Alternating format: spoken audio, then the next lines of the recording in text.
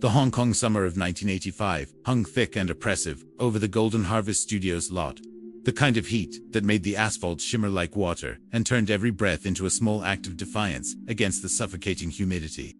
Inside Soundstage 7, the air conditioning units hummed their mechanical symphony, fighting a losing battle against the blazing lights that transformed the cavernous space into something resembling the surface of Mercury. Jackie Chan stood in the center of it all, sweat already beading on his forehead despite the early morning hour, watching as the crew made their final adjustments to what would become one of the most legendary moments in martial arts cinema history. But nobody knew that yet.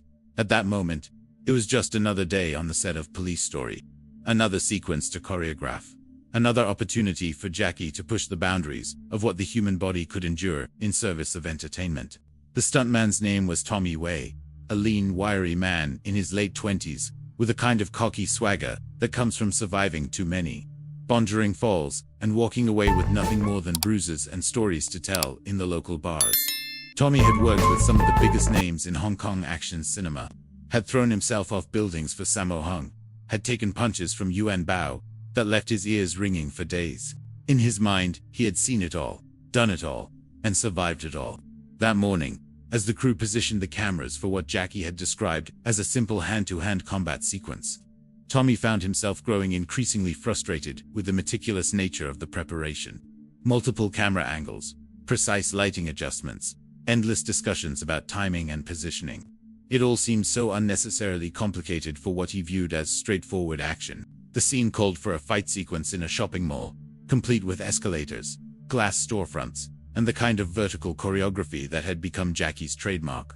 The stunt team had spent hours rigging safety equipment, testing fall zones, and rehearsing every movement until it became second nature. But to Tommy, watching from the sidelines as Jackie demonstrated a particularly complex series of moves that involved leaping between escalator railings, spinning through the air, and landing in a perfect fighting stance, it all looked like elaborate window dressing.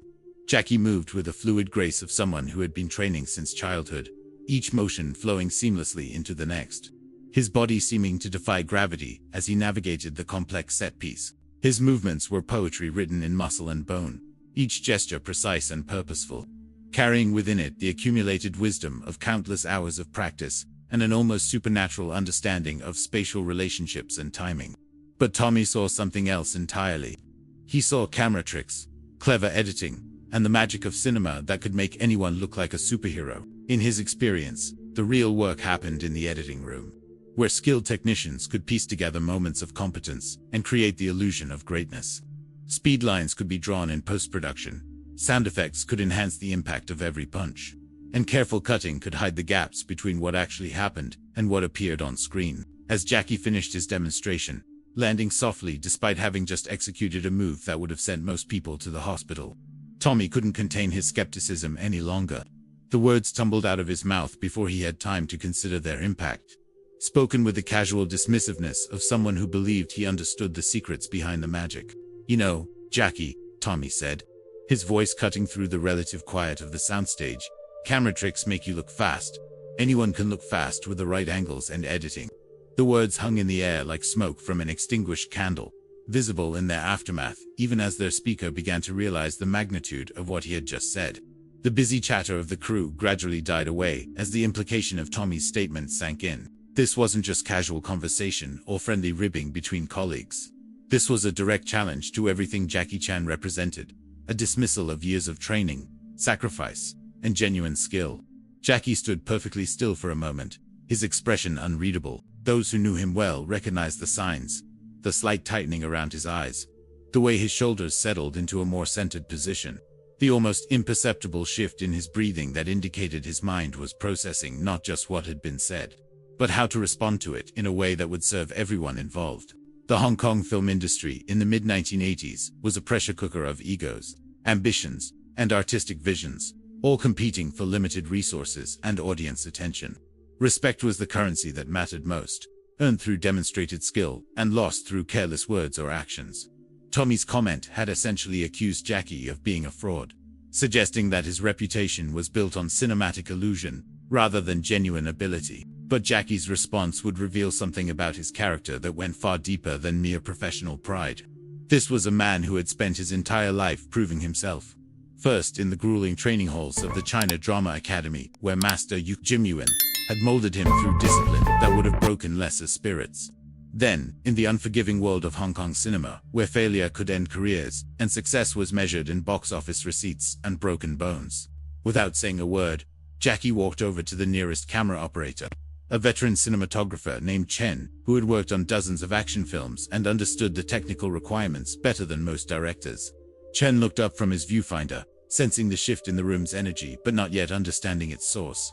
"Turn off the camera," Jackie said quietly, his voice carrying the kind of calm authority that comes from absolute certainty about one's course of action. Chen blinked, confusion evident on his weathered face. "Sir, turn it off, all of them. Every camera in this room." The request rippled through the crew like a stone thrown into still water, creating expanding circles of bewilderment and concern. Film sets run on schedule and budget, every minute of downtime representing money lost and pressure increased. Shutting down cameras meant shutting down production, and shutting down production meant explanations would eventually be required from people much higher up the corporate ladder than anyone currently present. But Jackie's reputation carried weight that transcended normal hierarchical concerns. This was a man who had already established himself as one of Hong Kong's most bankable stars, whose films had begun to attract international attention, and whose innovative approach to action choreography was setting new standards for the industry. When Jackie Chan made a request on his own set, people listened. One by one, the cameras powered down, their red recording lights fading to black. The constant background hum of electronic equipment gradually subsided, leaving behind an unusual quiet that seemed to amplify every small sound. The distant rumble of traffic outside, the whisper of air conditioning, the soft shuffle of crew members' feet as they unconsciously repositioned themselves to get a better view of whatever was about to unfold. Tommy began to realize that his casual comment had triggered something far beyond what he had intended. The look in Jackie's eyes wasn't anger exactly, but something more focused and determined. This wasn't about hurt feelings or wounded pride. This was about truth, about the difference between what was real and what was fabricated, about the distinction between earned skill and manufactured illusion. "You think camera tricks make me fast?" Jackie asked, his voice still quiet, but carrying a new edge that made everyone present pay attention. "You think what you see on screen is just editing and angles?" Tommy found himself nodding, though with considerably less confidence than he had felt just moments earlier. "Well, yeah. I mean, that's how movies work, right? You shoot multiple takes, use different angles, speed up the film in post-production. Everyone knows that." Jackie smiled then, but it wasn't the warm, infectious grin that had charmed audiences across Asia. This was something altogether different. The smile of someone who had just been presented with an opportunity to demonstrate a fundamental truth about the nature of reality versus perception. "Let me show you something," Jackie said, beginning to remove his light jacket and setting it aside on a nearby equipment case. "Something about camera tricks and speed." The crew formed a loose circle around the central area, where Jackie and Tommy now stood, facing each other. There was no formal announcement, no dramatic declaration of intent, but everyone present understood that they were about to witness something significant. The air itself seemed to thicken with anticipation, the way it does just before a thunderstorm breaks over the landscape. Jackie stretched briefly, his movements economical and purposeful, warming muscles that had been trained for flexibility and explosive power since childhood. His body was a precision instrument, maintained through constant practice and tested through countless real-world applications. Every scar told a story of a stunt gone wrong. Every muscle carried the memory of movements repeated until they became instinctive. Tommy, meanwhile, found himself in the uncomfortable position of having his words taken more seriously than he had ever intended. What had started as casual shop talk had somehow evolved into what felt increasingly like a formal challenge. He was a competent stuntman, certainly, with reflexes honed through years of professional work and natural athletic ability. But standing there in the growing silence, he began to suspect that he might have bitten off considerably more than he could chew. "Here's what we're going to do," Jackie explained, his voice carrying easily through the soundstage, despite its conversational tone. "No cameras, no editing, no tricks. Just you and me, right here, right now. You're going to try to hit me, and I'm going to show you what real speed looks like." The simplicity of the proposition was both its strength and its terror. Strip away all the technological advantages of modern filmmaking. Remove the safety nets of multiple takes and post-production enhancement. And what remained was pure, unadorned human capability. It was the kind of test that revealed truth in its most elemental form. Tommy felt his mouth go dry. This had escalated far beyond anything he had anticipated when he made his offhand comment. But backing down now, in front of the entire crew, would be professional suicide. In an industry where reputation was everything and respect was earned through demonstrated courage, walking away from a challenge would mark him as unreliable. Someone who talked big but couldn't deliver when the moment demanded action. "Okay," Tommy said, trying to inject confidence into his voice that he didn't entirely feel. "But if I connect, don't blame me for the consequences." Jackie's smile widened slightly. "If you connect, I'll be the first to congratulate you." The two men squared off in the center of the makeshift arena, surrounded by millions of dollars worth of film equipment that now sat silent and unused. The contrast was striking. All this sophisticated technology designed to capture and enhance human performance, rendered irrelevant by the simple proposition of unmediated demonstration. Tommy raised his hands into a fighting position, his stance showing the influence of various martial arts disciplines, but lacking the cohesive integration that comes from years of dedicated study under a single system. He was athletic and quick, with the kind of raw physical ability that had served him well in the controlled environment of choreographed stunt work. Jackie, in contrast, settled into a stance that seemed almost casual, his hands loose at his sides, his weight evenly distributed, his entire bearing suggesting relaxed readiness rather than aggressive preparation. To the untrained eye, he looked almost vulnerable, unprepared for what was about to happen. But those familiar with genuine martial arts recognized the stance of someone so confident in their abilities that they felt no need for elaborate defensive positioning. The attack, when it came, was faster than most of the crew expected. Tommy launched himself forward with genuine speed, throwing a straight punch aimed at Jackie's face with enough force to cause serious damage if it connected. It was the kind of committed attack that showed he was taking this seriously, not holding back out of misplaced courtesy or professional consideration. What happened next would be discussed and analyzed for years afterward by everyone who witnessed it. Jackie moved with a fluidity that seemed to bend the normal rules of physics, his body shifting just enough to let Tommy's punch pass harmlessly by, while simultaneously positioning himself for a counterattack that came so quickly it appeared almost instantaneous. The sound of Jackie's palm strike connecting with Tommy's chest echoed through the soundstage like a gunshot. Sharp and final, Tommy found himself flying backward through the air. Not from the force of the blow exactly, but from the perfect timing and placement that had transferred Jackie's energy into his body with surgical precision. He landed hard on the padded mats that had been positioned for the original stunt sequence. The breath knocked out of him, staring up at the lights overhead while his mind struggled to process what had just occurred. The entire exchange had lasted perhaps 2 seconds from beginning to end. But in those 2 seconds, the fundamental nature of reality had shifted. Jackie hadn't moved with superhuman speed. He had moved with perfect timing, absolute precision, and the kind of spatial awareness that comes only from decades of training and real-world application. There had been no camera tricks, no editing magic, no technological enhancement. Just pure skill, demonstrated in its most elemental form. The silence that followed was profound, broken only by Tommy's labored breathing as he struggled to regain his composure. Every person in that room had just witnessed something that challenged their understanding of what was possible, what was real, and what was merely the product of cinematic illusion. Jackie walked over to where Tommy lay, extending a hand to help him up. There was no mockery in his expression, no triumph or vindication. If anything, he looked concerned, the way a teacher might look at a student who had just learned a difficult lesson the hard way. "You okay?" Jackie asked, his voice carrying genuine concern. Tommy accepted the offered hand and pulled himself to his feet, his legs still somewhat unsteady. His chest ached where Jackie's palm had connected, but more than the physical discomfort was the psychological impact of having his worldview fundamentally altered in the space of a single moment. "I'm fine," Tommy managed, though his voice carried a new note of respect that hadn't been there before.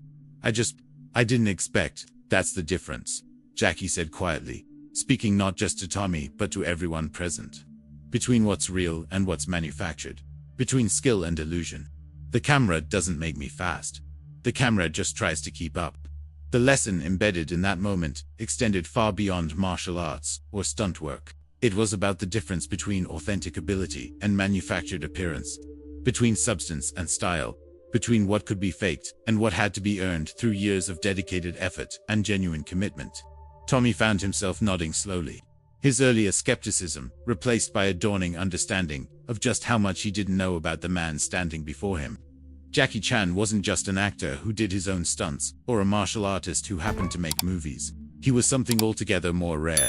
A genuine master of his craft who had spent decades perfecting abilities that most people could only dream of possessing.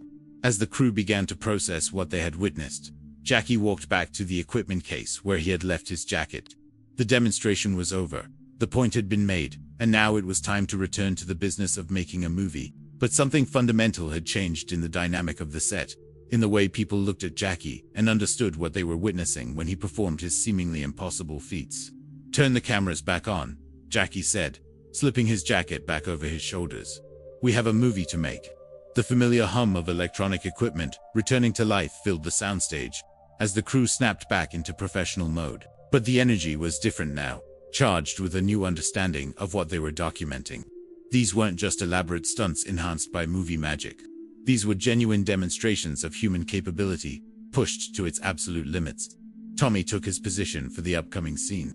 But his approach was entirely different from what it had been just minutes earlier. Where before he had seen elaborate choreography designed to hide limitations, he now recognized precise movements calculated to showcase genuine ability.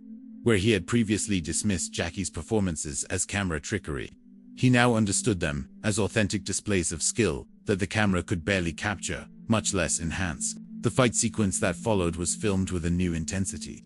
The crew working with the knowledge that they were documenting something genuinely extraordinary, rather than simply manufacturing entertainment. Every angle was chosen to best capture the reality of what Jackie could do, every cut designed to preserve rather than enhance the integrity of his movements. But the impact of that moment extended far beyond the immediate production. Word of what had happened in Soundstage 7 that morning spread through the Hong Kong film community with a speed that only truly remarkable stories achieve. The tale grew in the telling, as such stories do. But the core remained unchanged. Jackie Chan had demonstrated that his abilities were real. That the seemingly impossible things audiences saw on screen were not products of movie magic, but genuine expressions of human potential. For Tommy, the experience became a turning point in both his career and his understanding of what it meant to be a professional in the martial arts film industry. He continued working as a stuntman, but with a new humility and respect for the craft that served him well in the years that followed. He never again made the mistake of assuming that what looked easy was actually simple, or that what appeared to be enhanced was necessarily artificial. The broader lesson resonated through the industry and beyond. In an era increasingly dominated by special effects and technological enhancement, Jackie Chan represented something authentic and irreplaceable. Genuine human capability, developed through years of disciplined training and tested through real-world application. His abilities couldn't be duplicated through computer graphics or camera tricks because they existed in the physical world, subject to the same laws of physics that governed everyone else, but applied with a precision and timing that few could match. Years later, when Police Story was released and became an international sensation, audiences around the world would marvel at the incredible action sequences and death-defying stunts. But those who had been present that morning in Soundstage 7 knew something that the general public could only guess at. What they were seeing on screen was actually less impressive than what Jackie could do in person, unfiltered by the limitations of camera angles and editing constraints. The story became part of Jackie Chan's legend. One of many tales that illustrated the difference between his public persona and his private reality. But it also served as a reminder of something deeper and more significant. The value of authentic skill in a world increasingly filled with manufactured appearances. The importance of substance over style, and the irreplaceable nature of genuine human achievement. In the end, Tommy's challenge had backfired spectacularly. But in doing so, it had provided everyone present with a gift. The opportunity to witness greatness in its purest form, unadorned by technological enhancement or artificial amplification. It was a moment that reminded them why they had been drawn to the film industry in the first place. Why they were willing to work long hours for modest pay, in service of something larger than themselves. The cameras captured what they could of Jackie's abilities. But the real magic happened in those moments when the technology was turned off and pure human potential was allowed to express itself without mediation or enhancement. That was when the true measure of a person's capabilities could be taken. When the difference between appearance and reality became crystal clear, and when the value of authentic skill over manufactured illusion was demonstrated beyond any possible doubt.